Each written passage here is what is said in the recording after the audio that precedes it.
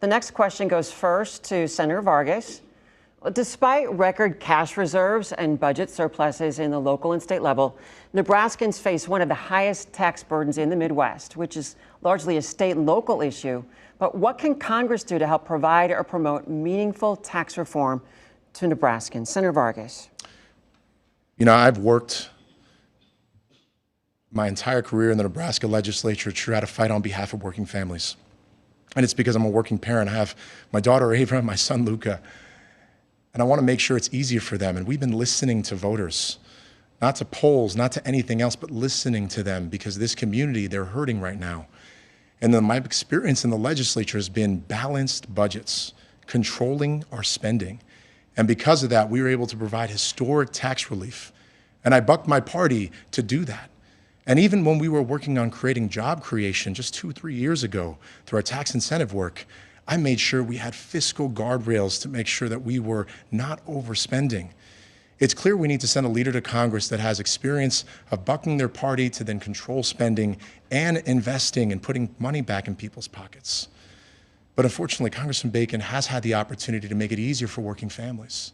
He voted against the middle class tax cut that would have made it easier for you. He voted against lowering prescription drug costs that would have clearly made it easier for working families. And as I mentioned, he is trying to gut Social Security and Medicare. Those are your earned benefits. I want to make sure that we're controlling our spending, and I think we can do it, but we need new leadership.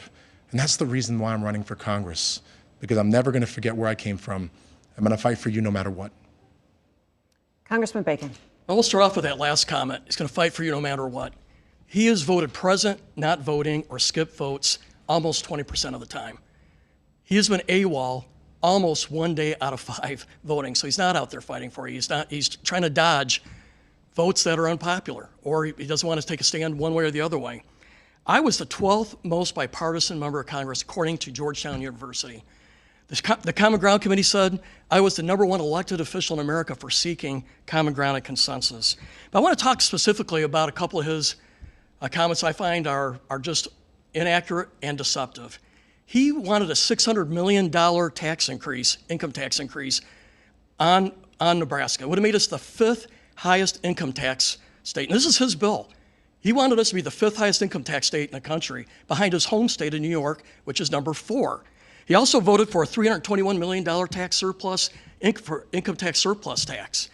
He was one of the deciding votes stopping a $590 million tax credit that was done a couple years ago. And on this bill that he's talking about that we voted on this year, he voted against it every single time and supported the filibuster, and at the last minute switched. Chairwoman Luann Linehan has been on radio criticizing him for opposing it and trying to stop it at every step of the way, and then at the very last minute, flipping his vote. We know where he really stands. He wants us to be the 5th highest income tax state in the country. Senator Vargas, your response. Thank you very much. Look, this is the reason why Congressman Bacon is scared. I fought on behalf of working families. I've actually balanced budgets because I am a working parent. Making $12,000 a year versus making more than $1 million on taxpayers' dime. It's clear that he is threatened by that. I'm always going to work on behalf of you. At the end of the day, I voted for historic tax relief, not only for seniors, for working families, for property tax relief, but Congressman Bacon has voted against the interest for lowering prescription drug costs, wants to gut Social Security and Medicare, and voted against lowering insurance premiums.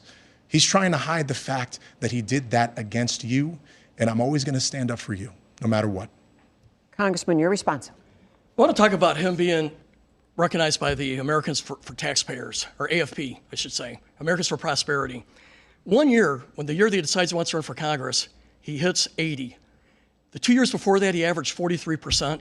The 2 years before that, he averaged 48%. The American Conservative Union rated him, before he announced he was going to run for Congress, as the most liberal senator in the unicameral.